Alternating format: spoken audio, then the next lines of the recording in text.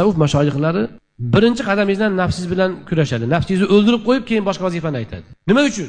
Nafs ibodatni ham buzadi, xulqni ham buzadi, oilani ham nafs buzadi. Nafs poklanmaguncha, va nafsi va ma sawaha. Alloh Qur'onda nafsga qasam deydi. Fa alhamaha fujuraha va taqwaha va qad khaba man dassaha qad aflaha man zakkaha. Nafsni kim poklasa, o'sha najot topadi. Dunyoda ham, oxiratda ham. Va qad khaba man dassaha. Nafsini kirlasa najot topmaydi. Nafsni poklash nima bilan bo'ladi? Nafsni shariatga bo'ysundirish bilan bo'ladi. Siz o'zingiz nafsingizni shariatga hakam qilmang. Shunaqa odamlar bor.